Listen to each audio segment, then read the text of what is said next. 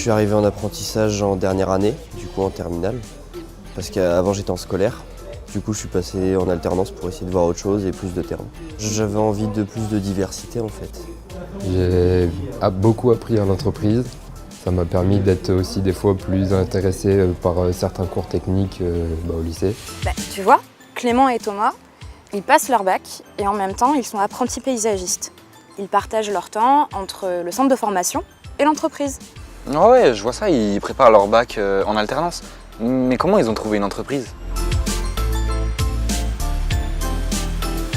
Les caractéristiques de l'alternance et de l'apprentissage, c'est qu'on va apprendre son métier, aussi bien en entreprise qu'au CFA. On aide les jeunes à trouver dans l'entreprise, on a 350 à 400 partenaires. Le CFA joue un rôle de médiation. Il y a un référent avec lequel le jeune va pouvoir entrer le plus facilement en contact, expliciter les problématiques qu'il peut rencontrer, etc. J'ai pu apprendre à grandir et à m'ouvrir aussi aux autres, découvrir de nouvelles choses. L'alternance, ça m'a quand même beaucoup aidé à continuer les études et à essayer de m'accrocher, entre guillemets, de continuer à travailler pour avoir mon bac. L'apprentissage, c'est un parcours exigeant dans lequel les jeunes gagnent en maturité, ils apprennent les codes de l'entreprise et ça les fait grandir. On a un taux d'insertion professionnelle qui est de 10 à 15 points supérieur sur l'apprentissage par rapport à d'autres dispositifs. Et au fait, l'apprentissage, c'est pas pour toi? T'es trop vieille? T'es sérieux là? Non mais tu peux être apprenti de 16 à 29 ans, j'en suis loin. Et en plus, t'as pas de limite d'âge pour les personnes en situation de handicap.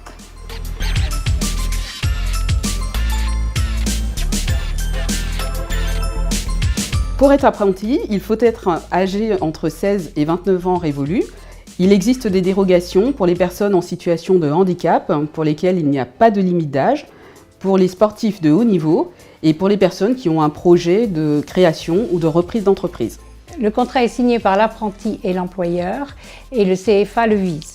Vous pouvez préparer un diplôme professionnel tel que le bac professionnel, une licence professionnelle, et vous pouvez préparer un titre professionnel comme cuisinier, horloger. Bon, tu sais que pendant ton apprentissage, t'as des congés, t'es payé, mais pas que. Ah ouais? Ah vas-y, je veux bien en savoir plus. Alors le salaire d'un apprenti, donc 340 € pour un apprenti de moins de 18 ans, et il peut aller jusqu'à 1280 € pour un apprenti de plus de 26 ans. Pour permettre aux apprentis de se déplacer sans difficulté, une aide au permis a été créée en 2019. Elle est de 500 €. L'apprenti a droit à des congés comme tout salarié de l'entreprise. Il peut bénéficier de 5 jours de congés supplémentaires pour se présenter aux examens et donc réviser en amont. Il existe une aide financière pour l'employeur qui embauche un apprenti. Jusqu'à 8 000 € la première année, 2 000 € la deuxième année et 1 200 € la troisième année. L'employeur doit assurer la formation professionnelle de l'apprenti en lien avec le diplôme préparé. Il doit assurer la sécurité et la santé de l'apprenti comme tout autre salarié de l'entreprise. Il doit permettre à l'apprenti de se présenter donc à son centre de formation d'apprenti pour suivre ses cours. Il y a un maître d'apprentissage qui doit répondre à certaines conditions de compétences et de formation qui accompagne l'apprenti pendant tout son cursus. Et forcément, plus il y a une bonne entente avec le maître d'apprentissage, plus l'apprentissage se passera bien. L'apprenti, donc il doit suivre ses cours en centre de formation d'apprenti, respecter donc les missions qui lui ont été confiées chez son employeur et respecter les horaires, se présenter à ses examens. L'apprentissage, on pourrait presque le résumer en seulement 2 mots. La rigueur par rapport au professionnalisme attendu et la flexibilité, c'est quelque chose qui peut être fatigant, éprouvant psychologiquement et physiquement. Et c'est quelque chose à prendre en compte aussi. Tu vérifies qu'il y a bien les étiquettes partout, bien droites. Tu me revisites tout à partir de là-bas. J'ai 16 ans. Je suis en apprentissage vendeuse. Donc je fais de l'encaissement, je sers. Ça se passe bien aussi avec les clients. Passez une bonne journée. Tu vois, Océane, elle prépare un CAP vente. Elle suit des cours au centre de formation et en même temps, elle travaille en alternance dans cette boucherie. Et tous les jeunes peuvent être apprentis? Mais oui, bien sûr. Et même ceux en situation de handicap.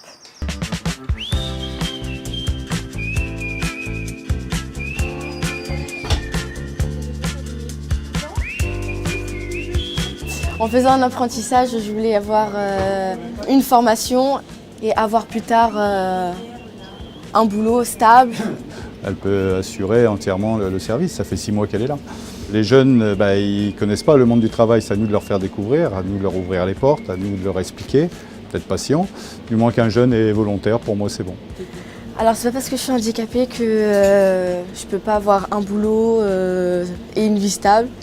On a tous une chance. Moi l'apprentissage ça m'a surtout permis de trouver un métier dans lequel il y aura toujours du travail. Pour chaque jeune ou personne de plus de 30 ans, parce qu'il n'y a pas de limite d'âge pour une personne en situation de handicap en apprentissage, il peut y avoir une solution adaptée pour sa prise en charge et pour réaliser son accompagnement dans le CFA et bien entendu dans l'entreprise. On a cette mission-là, d'accompagner les jeunes et moins jeunes dans la recherche d'une entreprise pour signer un contrat d'apprentissage. Ce sont des jeunes qui, dans toute la scolarité antérieure, ont déjà bénéficié d'un accompagnement renforcé. Tous les métiers sont possibles. Donc on essaye de rassurer en fait les chefs d'entreprise en disant qu'on peut les accompagner. Alors nous avec nos ressources humaines, mais aussi Cap Emploi avec effectivement des ressources financières ou matérielles.